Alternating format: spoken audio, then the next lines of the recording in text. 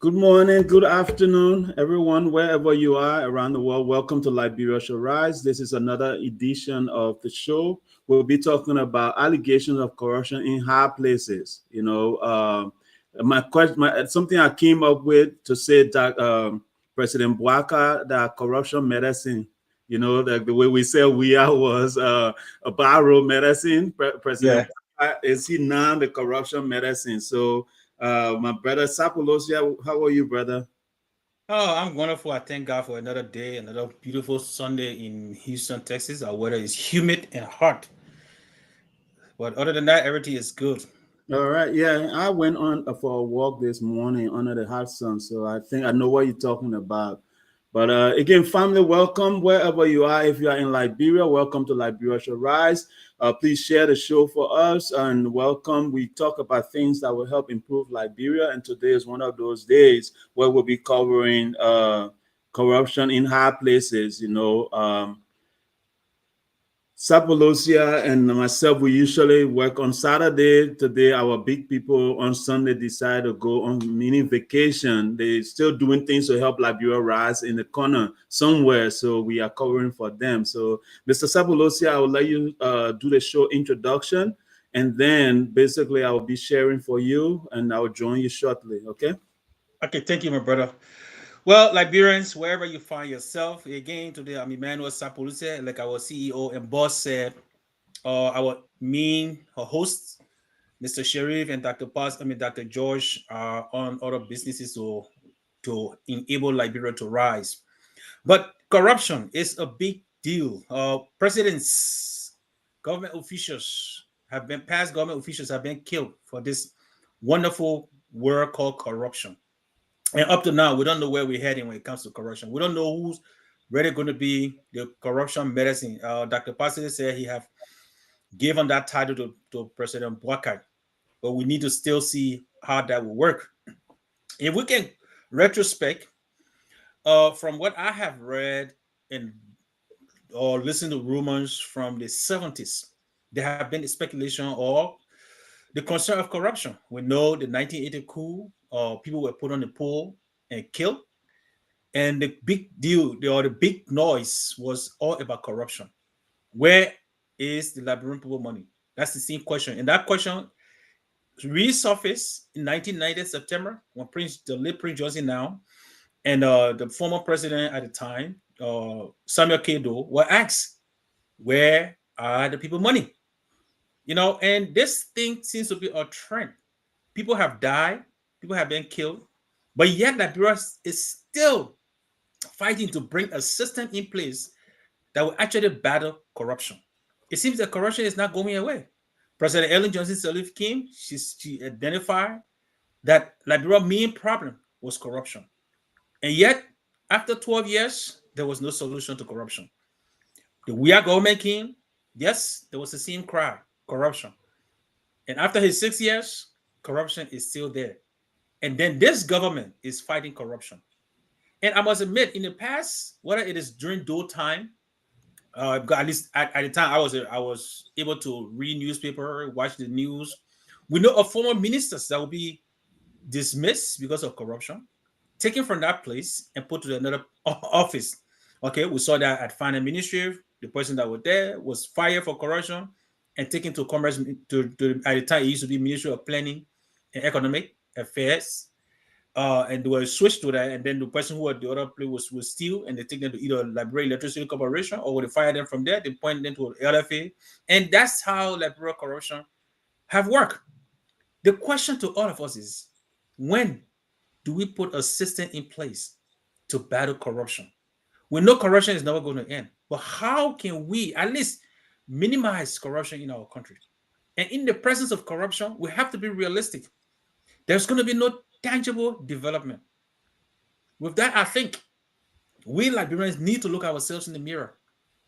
What are we going to do about corruption? How can we battle corruption? Well, I think it starts with everybody. It starts from the home, it goes to the churches, it goes to the civil society, it goes to the opposition political party, it goes to the ruling political party, it goes to the justice system, it goes to everybody, the classroom, the teachers. Everybody has to fight. Other than that, will be still breeding new corrupt people who will run society tomorrow. And the current government needs to put an institution in place of system.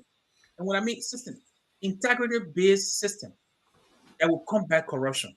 We need to fight corruption with transparency, right? And as if we have been following the news in recent time, we know we heard of or we read. I read in the front page Africa of former ministers or directors that were all accused of corruption, and they have them in court for corruption. Former foreign minister, we have former city mayor. They are all being charged with corruption. Now, how far this is going to go, I don't know. But we know in past time, people have been arrested for corruption, and after they go to court, there's going to be a lot of noise, and after that noise, it just disappear. We know the finance minister, the former finance minister, Samuel was accused. We know Senator McGill was accused. We know the port manager was accused, and the list is just extended, you know. But corruption still exists. The question is, like, what can we do? And the question we're asking today is, with this arrest of these prominent people in Liberia, will it cause the next leaders, the next group of people, to be deterred from stealing? Because corruption is just stealing, or mismanagement, some people call it. We still have years to see that. But I think it's a bigger problem that accountability, in my opinion, is lacking. Transparency is lacking. Let us look at how our system is working. I'm not a legal professional. I'm not an expert on this topic. Okay? We are just giving our opinion based on what we read and what we hear. So, Liberians, please, we are not targeting an individual. I personally, I'm just targeting the issue, not the individual. Corruption is what we should be tackling. How we can combat corruption, how we can minimize it, because it's never going to end. And that's just the reality. Anybody who in their mind thinks that corruption is going to end, you got to be dreaming. Because even in the great United States, corruption is a high. However, we have to put a system in place that will deter corruption. Right? Now, in my opinion, I think one of the approaches we can use is to educate ourselves. Because I believe citizens in the country do not understand the ramification of corruption and they need education. I said this to reflect on some African countries that I read about, what measure they took. Out of the 7 African countries that I read about, whether it's North Africa, East Africa, South Africa, or West Africa, only 1 out of the 7 that put a program in place that may be working for them. And after they did some survey from Transparency International, they saw that the citizens themselves alluded to the government having at least 70% of tangibility when it comes to fighting corruption. And that country is Rwanda. Now, whether their survey is accurate or not, most of us can attest to the development that have happened in Rwanda in the last 20 years, if not 30 years, right? Since Paul Kagame went there. Now, everybody in every country, in every nation has their own problem. They got something that is negative about them. But when it comes to corruption, whether he's free or not, remember, it's still 70%. So that means it's not 100%. There will be corruption everywhere, like I said, but we can minimize it. And honestly, we can see the improvement that have been made in Rwanda. They got one of the clean cities in Africa. They got one of the most structured healthcare systems there. And they have good schools. We embrace a lot of things. As a small country, they are one of the powerful nations in Africa. So with that, I think I can take them credible. Now, the same cannot be said for the countries that we saw in West Africa, i.e., the Ivory Coast or Cote d'Ivoire, where after all the measures, according to what they said, they put in place for corruption, Citizens still feel that the government is doing 69% of not fighting corruption. That is 69% of the population feels that the government is not fighting corruption, right? And the same can be said for South Africa. The same can be said for, because those are the countries that I read about. The same can be said for Tunisia. The same can be said for Kenya and so forth, Nigeria. Okay. Now, Liberians, I want us to think, looking at our country, do we really think corruption is the best thing that we should be looking at or fighting? That is what Liberians need to think about. And how should we approach the fight on corruption? Are these allegations, is it transparent? Are we holding everybody accountable or just a few? Because there was some of the questions comes about. Some of the questions are, is it a witch hunt? And if it is a witch hunt, why is it considered a witch hunt? And if you say it is a fair game, then somebody say, okay, why is John, who is part of the government that is accused of similar thing, not being prosecuted? And if it is not, then the question we'll be asking government also is, what's about your time in office? What did you do to audit the previous government so that we can start from somewhere? And this is another trend that we think that have problem with the country, where people come to office, we don't know what they have. That is assets declaration, and we still have it in this current government where there are ministers and are listening to a MICA release where the LACC, I think she's the director for LACC, was indicating there are ministers, there are high-ranking ministers, government officials, and some even in legislature that completely refuse to declare their assets. And in my opinion, just looking at that, that's the ground, that's the breeding ground for corruption. Because if I don't know how much you're coming in government with, I will not know how much you are leaving government with. Right? So those are things we have to start practicing.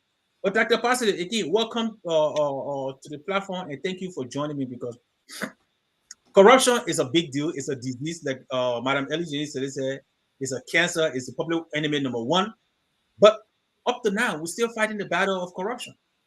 All right. Again, thank you, brother, for welcoming me. If you are watching us for the first time, this is Liberia Shall Rise. We are live on Sundays and Saturdays, Sunday at 2 p.m. Central. We also air live in Liberia on Freedom FM. So if you are in Liberia, we are on Freedom FM as well. I think it's 98.7 if I'm...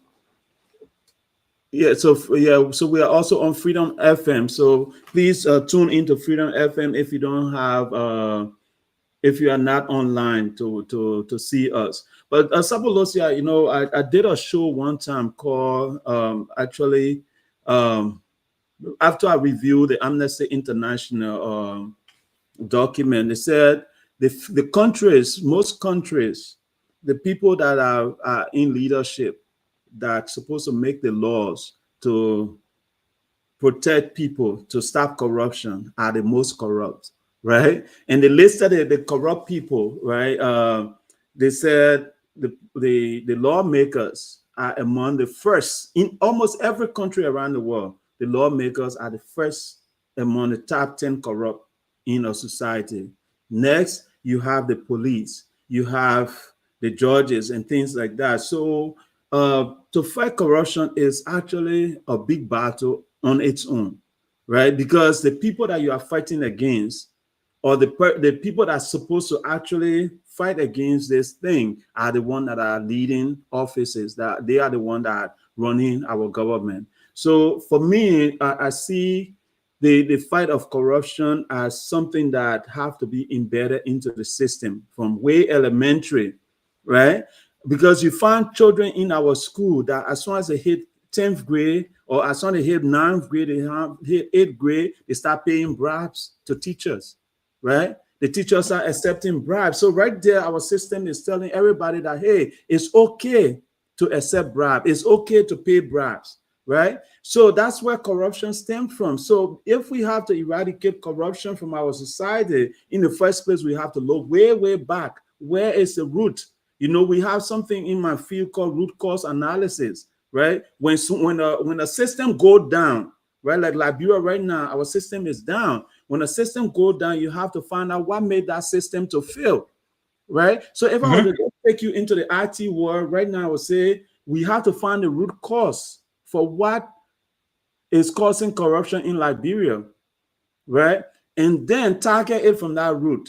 So my thinking is the root is at the educational level from our elementary school, because the guys in government right now, they have been so corrupt, they are brainwashed right now. For us to change them, they have to go for maybe 10 years of counseling to eradicate corruption from that brain. Like go through, you know how you go to the monk, you go to the monastery, they teach you how to be a good citizen and all that kind of stuff. Our Yeah. leaders will have to go through that time, and that's time being wasted from leadership, right? So what I would tell the current government, the current administration, or those in power is, in order to face corruption, we first have to separate the people that fight corruption from the people that are in leadership, right? The guys that are in that are running the government cannot be the same people that are fighting corruption. We have to set up an entity that says this is like Bureau Corruption Fighting Bureau, like the FBI, right? And those people may have a tenure, and the leadership of that organization will be elected by the people, right? Like, and they will have a term limit, maybe 5 or 6 years over the presidential term limit. So it won't be something like they get elected and this other president come and remove them, So that's right? a tenant position. Yeah, it has to be, because if the person is there and that person is not doing well, there have to be a mechanism to remove them from there. We cannot give anybody the position for life. You understand? So we have to put in a system where when these people take over, they have maybe the whole organization, they have 5 to 10 years over the presidency, right? So in that way, when they are fighting corruption, they work with the police, they work with the Ministry of Justice, wherein when they take somebody over there, the justice ministry have to judge that person. Make sure that there's rules on the book that say if you do this, this is your punishment. If you do this, this is your punishment. And those laws can be put in place by the lawmaker themselves, right? But Mhm. again, if the lawmakers are biased, they will put in things that will not impact them, right? So then that body have to work with the justice ministry to put those rules and regulations in place. So now, as a country, we have a set body of people that says, hey, if you are a government official and you steal $5, your penalty is 5 years in prison, one year for every dollar you steal, right? So when that law is on the book, once somebody break that law and they are found guilty, we don't have to go back and draw a new law right now.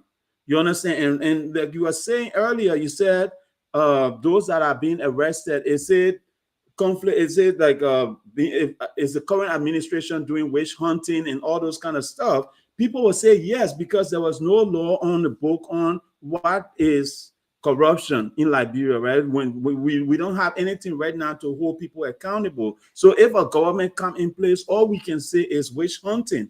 But even if the government is doing the right thing, right? Like I said, the pape, if the pape is real corruption medicine and he's trying to do the right thing, people will say it's witch hunting, right? Those that left office may have stolen money. And if he's only going after those that were in office previously, people will say that he's targeting his opponent, his opposition, and things like that. But you have to start from somewhere. But in starting from somewhere, you have to put a system in place that will make it to be permanent, so that whatever work you do get continue, right? It continues. So what I'm suggesting is, instead of just us currently just looking at people and say, all right, you are in a previous administration, you stole $5, we put you to jail. You stole $10, we put you to jail. Let's come up with a system that says these group of people will be responsible to work on Liberia integrity, right? So the integrity system will not just be for the government, it will be for schools, for hospitals, for every entity that is in Liberia. So in school, what the law will be is you cannot take bribe from student, you cannot pay bribe to student. In government offices, when you go to pay for your driver license, nobody can tell you, oh, I don't have ink. You have to pay for my ink to sign the document. When somebody tell you that, that person automatically lose their job, and they have cameras watching all them. So the bill integrity system is not cheap. You understand? Because these people that will be having that position have to have power, and the same representative have to pass a law to pay those people, right? Because when that money is not, when they are not being paid, when some administration come and decide to take funding from that organization, then the organization cannot function. You understand? So this organization have to be made powerful enough that they have their own vehicles, they have their own auditors in every government offices and things like that. So it's a whole department, but you have to hire people, right? And it's going to cost a lot of money. So do we even have the money to a full integrated organization? That's the first thing. So it's not something just trivial that we can just say, oh, let's put this in place, but it has to be, we have to really sit down and design it. But in designing it, we have to put the money to where our mouth is. No, but Steve, I think we do have those agencies. We got the LACC, okay, the Liberia, I think LAC, Liberia Anti-Corruption Committee or Commission. So Mm-hmm. it's there. We got a GAC, General Auditing Commission. So we have agencies that are responsible for those things. And in fact, I know Honor Ellen Johnson Sirleaf, she created that, but she was not given the fund needed. Honor George Weah, they were given, in fact, another authority, because Honor Ellen Johnson Sirleaf, they could not prosecute. Honor Weah, I think they were given that autonomous authority to prosecute, right? But they are not the justice system. So what they do, they refer those people to the justice or to the court system, and the court system have to do whatever they're supposed to do. Now, most of the excuse, and I just listened to the Mika press release, I think it was last Thursday or the week before, where the LSCC, I think she's the boss, was indicating that the court docket is overloaded. And I would think if these are pressing issues, they should be prioritized. Like you talk about root cause analysis, which is, I think it should be everywhere because it is in my field as well. When we do Lean Six Sigma, root cause analysis is part of that, right? Mm-hmm. So I would think if we know corruption, like Madam Ellen Johnson said, it was public enemy number one, and we know corruption far did any of the governments that what led to the 1990 war, that what led to 1980 coup, that have been in existence for forever. You would think we will by this time create a mechanism. And let me point this out too. During the 80s, when we were going to school, we could not stand in front of a teacher to talk about giving them money. That did No. not happen.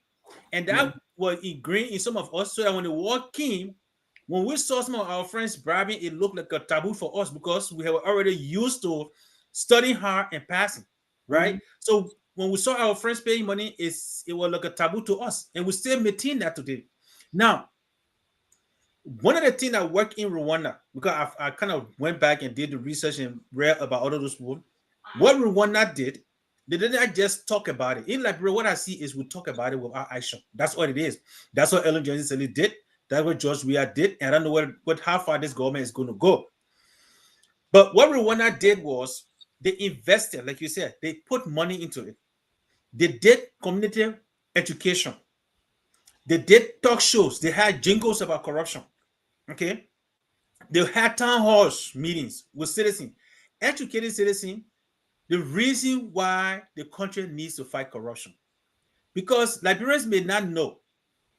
And there's sometimes, in my opinion, just based on this particular, the current charges, what they level against this foreign minister, Miriam Bra and Vani and all the other people, it makes the battle against corruption, it minimizes the battle against corruption. Mm-hmm. Because if you look at what they are accusing them of, is using or redirecting to humanitarian rights that was for victim of some disaster. Honestly, and I'm not saying it's not a big deal, Not but important. the little man who reading that newspaper will minimize corruption because he or she would think about, okay, when our rights go, what would it do for me? Mm-hmm. What would it do for this community?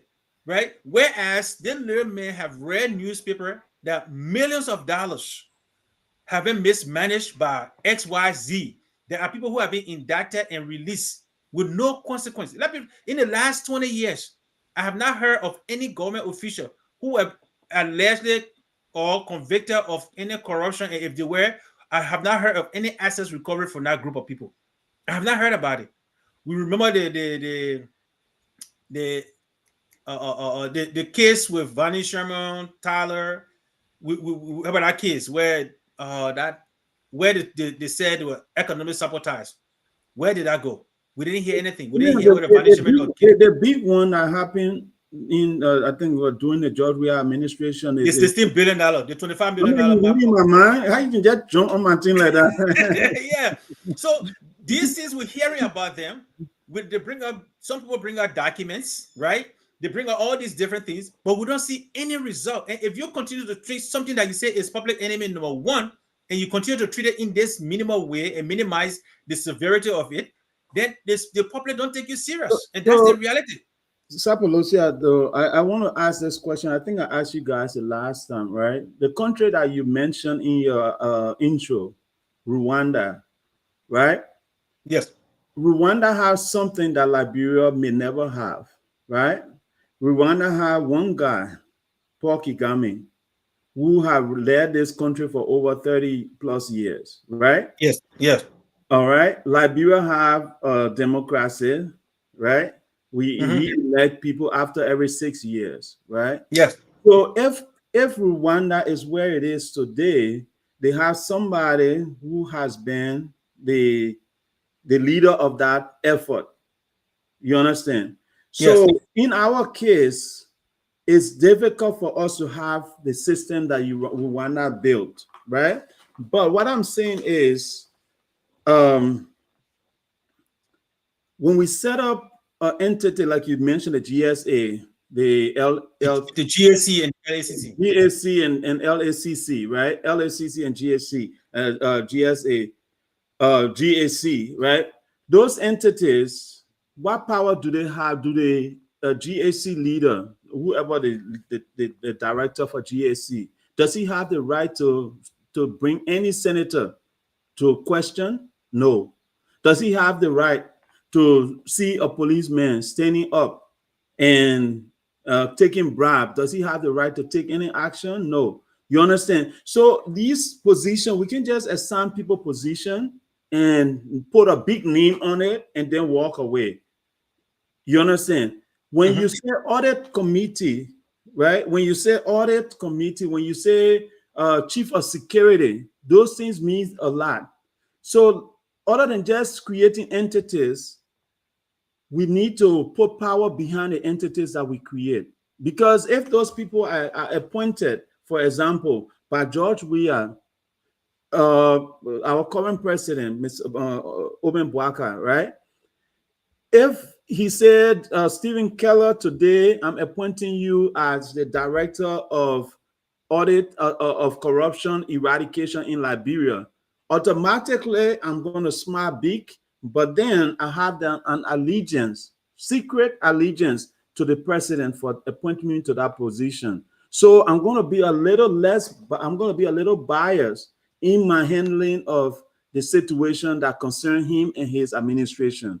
You understand? So what I'm suggesting is eventually Liberia, and it has to also be led by a president, one way or the other, right? Or our justice ministry can come up with it and say, hey, this is what we want to do to fight corruption. We, the justice ministry, will set up our task force on corruption. And this task force on corruption report directly to the justice minister in collaboration with the police director and everybody. So the police, the justice ministry, and even include the army if possible to set up that committee. I'm just saying something, Sapolosi, I don't laugh at me yet, but I'm not in government.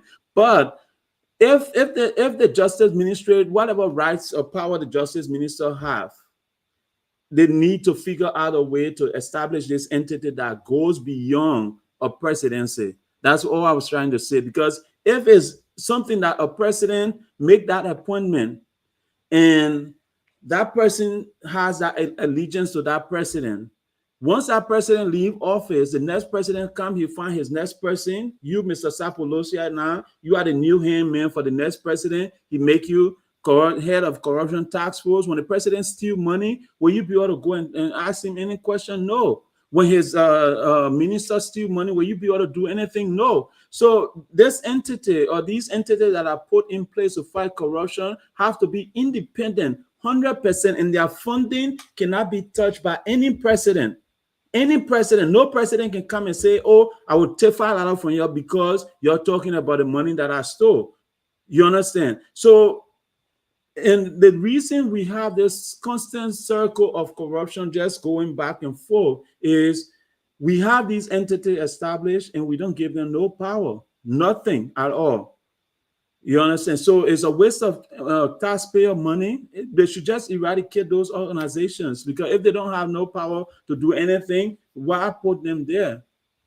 So let me clarify the GAC, or the General Auditing or I think Commission. I don't know much about. I know it's a government appoint. I mean, it's president appointed, and I don't know what it is. I don't think it's tenure. However, the LACC is a tenure position. Mm-hmm. But one of the problems I think we're facing in Liberia is our branches of government are not functioning the way they're supposed to function per the Constitution. That's why I think they were we have issues. And also looking at, because I don't want to treat Liberia as if this is an isolated nation, looking at the trend that the world is taking, where and I'm speaking this from experience here, where the executive now is almost being allowed to do whatever they do, and everybody falls in line, which is similar like the dictatorship that we once America stood against, is kind of where almost everybody is going to head, in my opinion, just from observation, look at the international scope of things, right? Mm-hmm. But I always say, regardless of who is president or regardless of what the government is, we should have a system in place. We should have a system in place. And what you're speaking about, yes, I agree with you. But to say we don't have the entity, I think we do have the entity, because LACC is an autonomous agency that should be a tenure position where the president by right not supposed to until that president tenure is over. However, we are also seeing that when a president comes in place, you'll find they do find some loophole to get rid of the tenure position. We have seen it in other positions like fisheries or whatever position. We've seen those things happen. Now, that is where the lawmakers supposed to step in, the judiciary supposed to step in. Unfortunately, for what we have seen in the last, especially one of the last two administrations, that is not happening, right? And you spoke about Kagame being in power for a while. It's true, but then if Liberia is saying government is continuity, because that's what we hear all the time in Liberia. Mm-hmm. Why is it only corruption is the continuity in government and not the other things? So we need to be real about it. Okay, the citizens themselves need to be held accountable. Civil society needs to be held accountable. Opposition political parties need to be. They are all, every one of us are responsible for the corruption that is happening in Liberia. And I'm going to stand by that as well. One, we support the group that favor us, and we'll back them. Like if you read a newspaper for Front Page Africa and other news people that outlets that I read Mm-hmm. regarding this arrest, the people are split, including among church, civil society group, among opposition political parties, among political commentators. They are split. So until the society itself can realize that look, corruption is bad, it doesn't matter who does it, that person should be held accountable. We're going to continue crying this cry about corruption. It doesn't matter, in my opinion, it should not matter who did corruption. Everybody should be held accountable. And that's the only way we can get rid of corruption. But one of the problems that I see troubling is, and it's going to be difficult and it will be difficult for the executive to fight corruption if the legislature is telling me they cannot be transparent. Because the legislature don't want to even avail themselves for audit, but they want the executive to audit herself. I mean, Liberians, we got to be serious about this.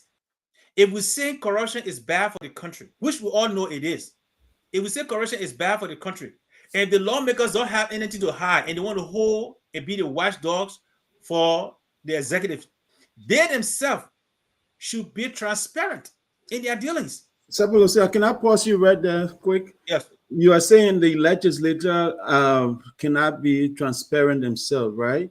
If there's a law, like I'm saying, if the law in Liberia pertaining to obtaining a position says, for example, the election commission, right?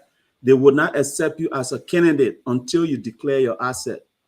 The president don't have to wait to get in office, because I heard President Boakai saying, "Oh, if you don't declare your assets in so and so time, we will bring you forward, right, to answer question." That shouldn't be coming from any president.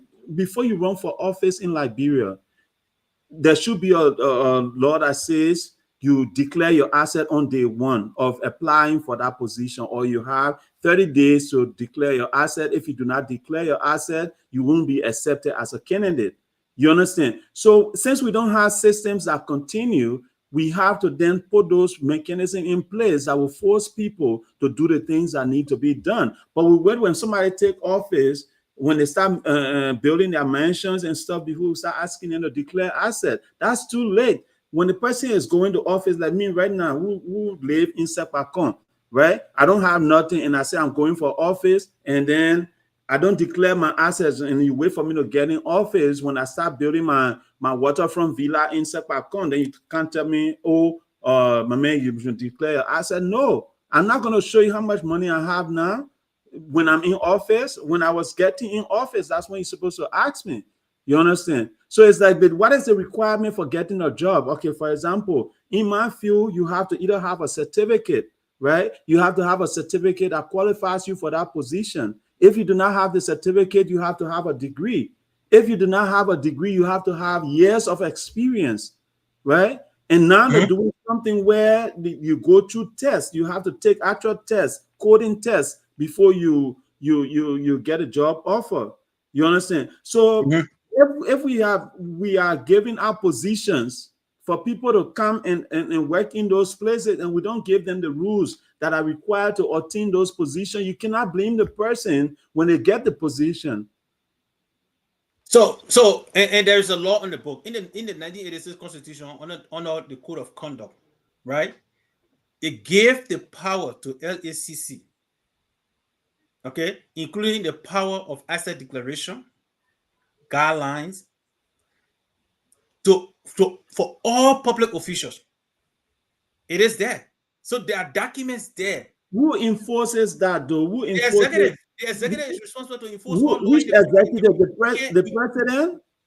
Yeah, it's the executive branch. Every law in Okay. the country, Joe. I mean, Now, what I'm saying, so if it's the president, not the judiciary or something, what power the president have to arrest a senator to say, all right, if you don't declare your asset tomorrow, you're going to be arrested, or you will be terminated from your position?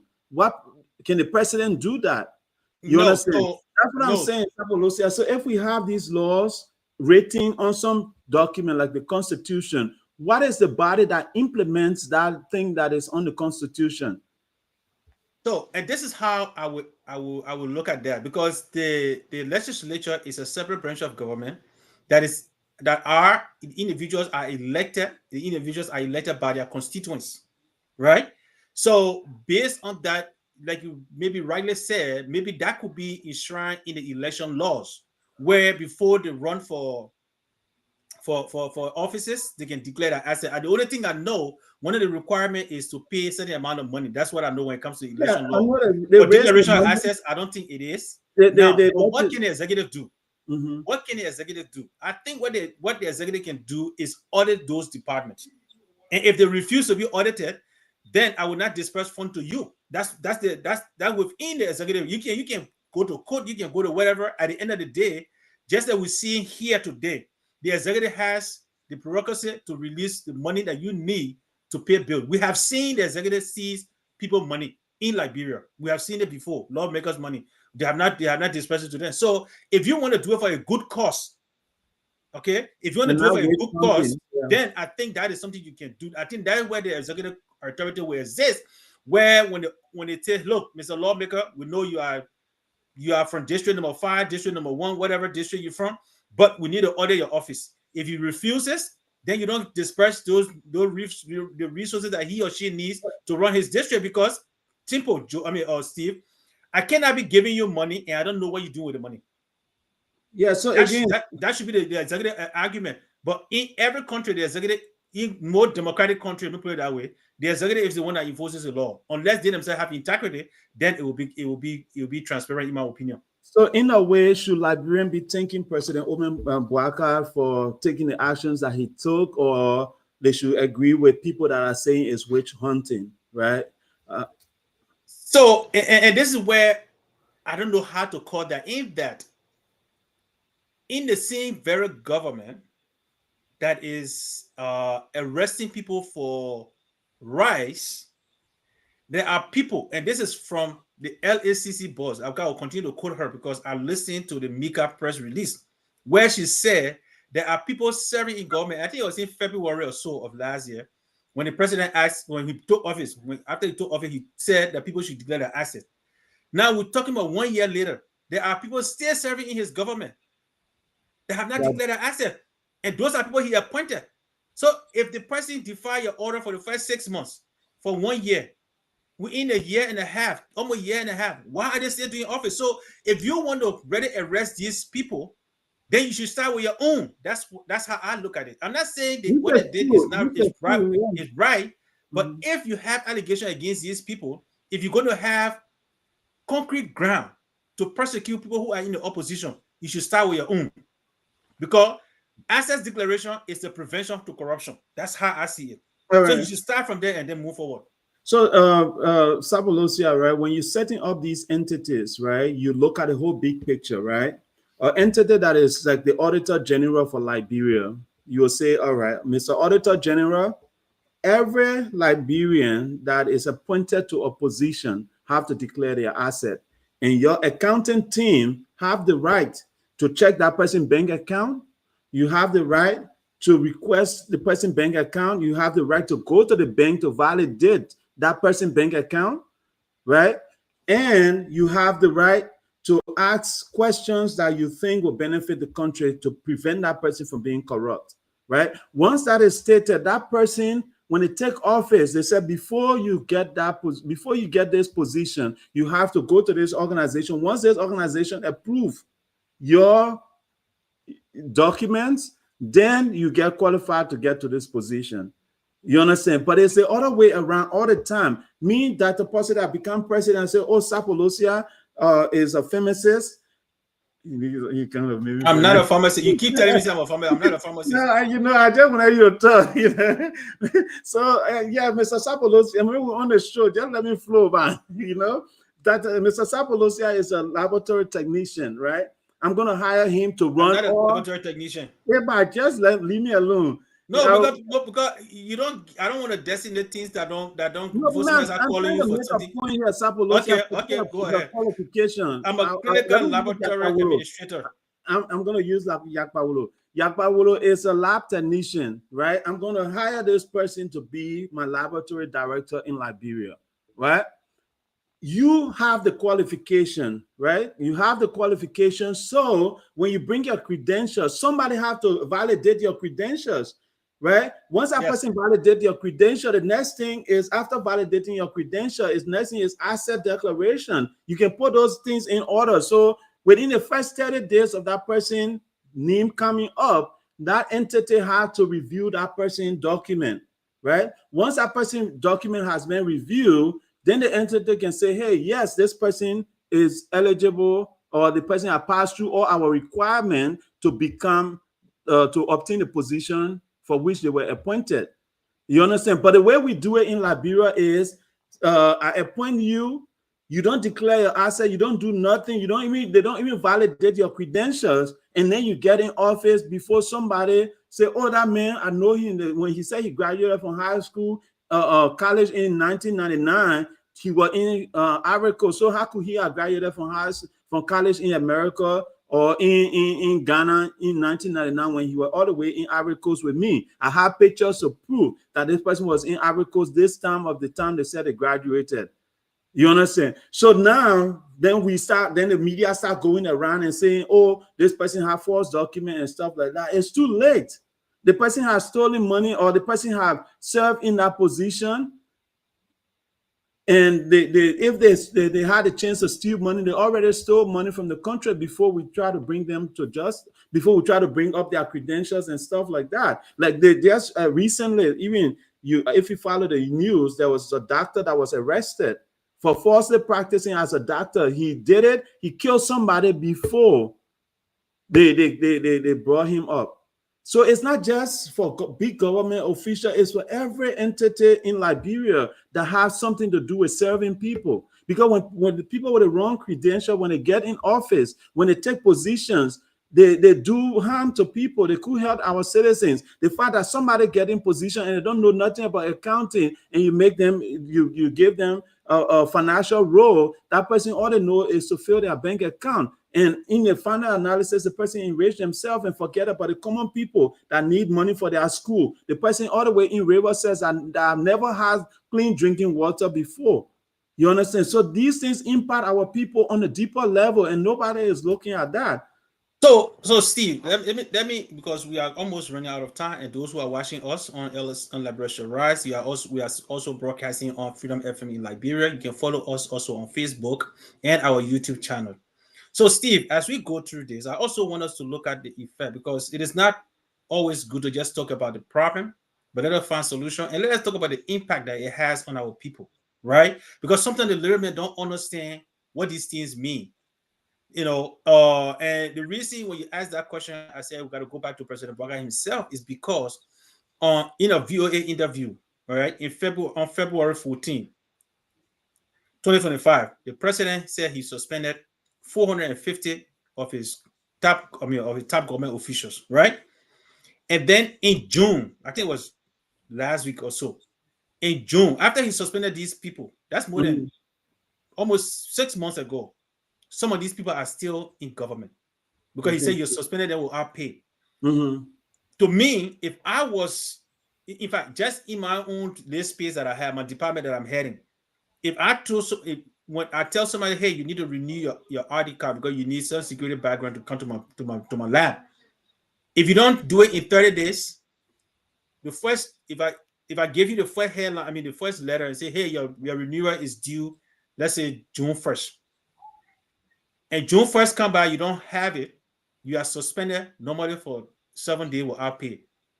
After that, if you still don't get your ID card, you are dismissed automatically. Mhm. So if I'm the president of the country, I'm giving you a direct order to have an access declared.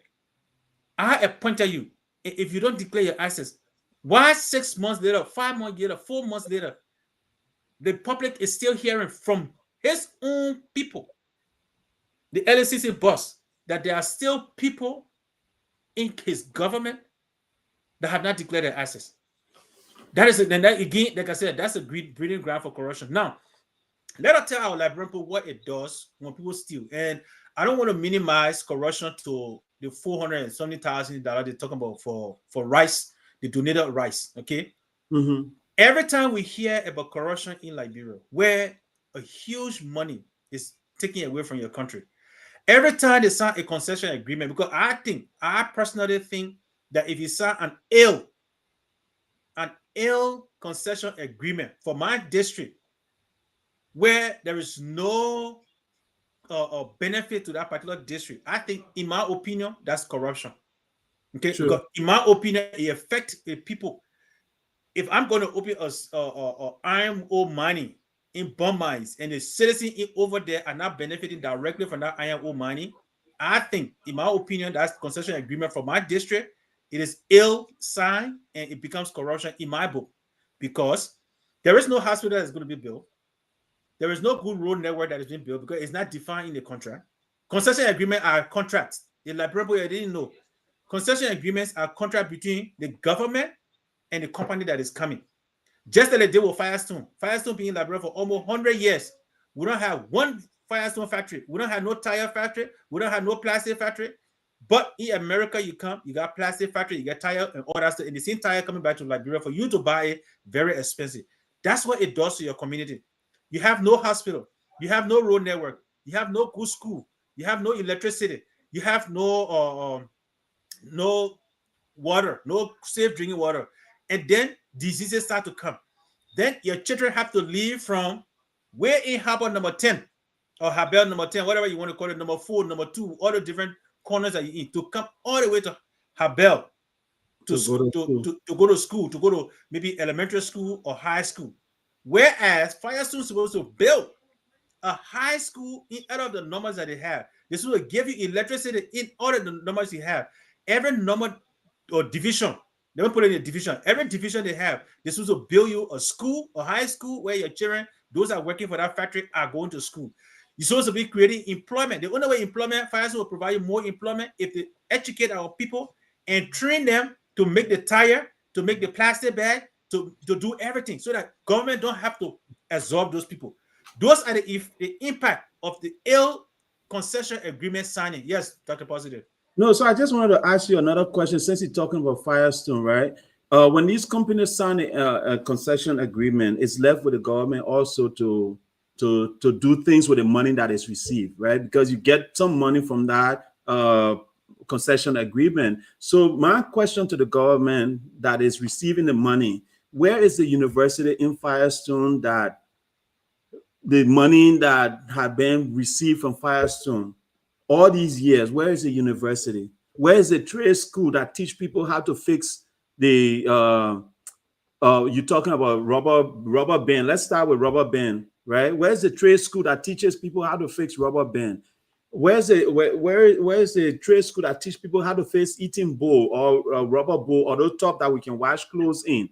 You understand? So I think we have to put this back on the government itself that is receiving the money because, like you said, the concession agreement is signed. The people already doing that work. They're taking their money to do what they have the right to do whatever they want to do with their business. But it's the government that is in office that have to take the money and put it towards the things that needs to be done. So Firestone been in Liberia for 100 years. It doesn't really matter to Firestone what Liberia do with the money that they share with them. But Liberia have to be the one that is responsible for sharing that money and doing the right thing that the country needs to be done. And eventually you have to sign and we should start these 100, 200, 300 years concession agreements where we just give somebody a blanket check because things change in the future, right? So we have to make the concession agreement short, in a short time to say for your investment, we give you maybe 10, 20 years instead of 100, 300 years. Because 100 Steve, years, everybody that signed that concession will be dead. You yeah, understand? let's forget about Firestone. Let's look at a certain meter. Let's look at the other new concession agreement that are signing. Even right now, we're still talking about the greenhouse gas that they want to sell. What research are they doing in regard to greenhouse gas? The carbon gas. Those are things you're supposed to start researching, having lawyers to look at your concession agreement. And that's where, I mean, we're almost out of time, but that's where we need to look at what we have in the House, the legislature. The legislature is supposed to have every lawmaker. You're supposed to have people in your office that do research for you on everything. You don't have to be the expert.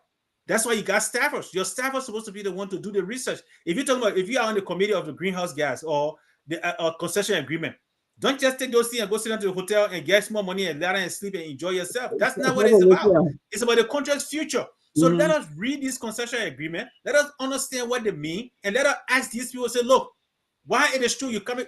Look, logging, for example, simple thing, the logging. I mean, it's not simple because why not? Those are things that are not hard to fix to get a factory of what the wood that you have in the country. Before you take the law from here, make sure this law is in semi-finished product before you can take it out. That's what I'm talking about. Those are ill-signed concession agreement.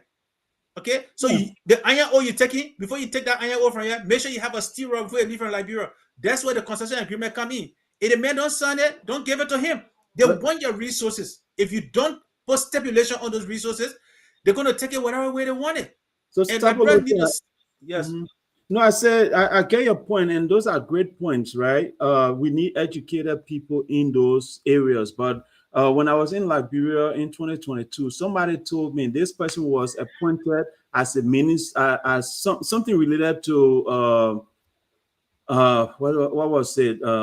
I I think mineral development or something like that. And this man said he never had a college degree. He wasn't a complete high school graduate. And he was saying because he helped the person to win election in that district, right? They appointed him as a director for mineral resources. I think I have his business card somewhere. We got 4 minutes. Yeah. But the point I want to make is even if the people that are in office don't have the skills, they need to hire people with relevant skills to say, all right, Liberia is about to sign a agreement with a mineral company or a company to mine certain mineral. What experts do we have to know the value of that mineral, right? What experts do we have to know the value or the impact, the environmental impact of mining this mineral? The things these people are using to mine this mineral, what impact would it have on our people after they leave? There's a situation in somewhere in Grand Bassa where these guys came. They are digging something from the community, but they have damaged the people drinking water, right? They destroy the people drinking water. The people have farms. These guys came and they didn't start somewhere else. Whoever gave them this contract just told them, say, you can grab any land. And instead of going and grabbing a virgin land, they went and grabbed the land that the people already had their farm on and destroyed the people's farm. And the person said on this video, they gave them 65 US dollars. The whole community, they gave them 65 US dollars. Somebody share that video with me, and I'll probably have us do a show on that. 65 US dollars for destroying that drinking water, destroying their community. So, folks, when we talk about corruption, it's not just that we're trying to pull our mouth on our government official, but the laws they are signing, the concession they are signing, that my brother said, is impacting everybody, and the future of Liberia is at stake if we don't do these things the right way. And we need to put people in place that will question all these concession agreements. Like I was saying to you, Sapolosia, the auditor general in Liberia, once that person know what they are doing and that person is not reporting to a president, every concession agreement have to go through that office for them to review it, to see the impact, the environmental impact, the benefit that it will give to the country, the community, before that concession agreement is signed. You understand? So we have a lot of work to do. I will let you finish the show. And Freedom FM, folks, I think we're still on there. If you are in Liberia, guys, please follow us. Follow Liberia Shall Rise. We talk about things that will help benefit and improve Liberia. Again, thank you all for watching. I see one comment here. Let me just respond. Let's see if we can respond to that quick before we end the show. Sapolosia. Oh, that was okay. That was from you. All right, go ahead. Go ahead.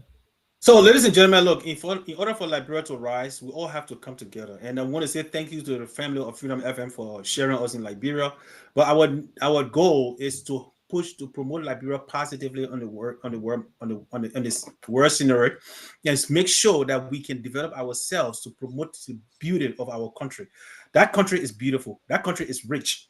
But we have to redirect the way we think, the way we behave, the way we do things, so that our country can be a pride nation again. And we have a lot of experts out here. Your children are educated, they are smart, they can develop the country. And those that are within can do the same. But we all need to work together to develop our country. Now, corruption, we know, is public enemy number one. But if it is, we all have to work together to make sure that our country becomes that country, that shining city on the hill. We know Liberia can rise. We know Liberia will rise. But in order to do that, we have to start now. There's a generation in Liberia, or Liberians, that have seen Liberia before the war and seen Liberia where it is today. And we know we can do better. In order to do that, let us fight corruption together. Civil society, church leaders, opposition political parties, we cannot be silent. We all have to work with the government. And if we are a government, if you are prosecuting for corruption, please let us also invest in preventing corruption, so that tomorrow our children's children can say this is what our forefathers did. Just as today we are talking about Liberia as a country because of what the forefathers did, let us also promote the positive of Liberia. But in order to do that, we have to discuss the ills in our country to move forward. With that, I want to say thank you for a wonderful day. We want to tell our brother in studio, thank you for sharing and thank you for being with us. God bless you and have a wonderful rest of your week, and see you next time.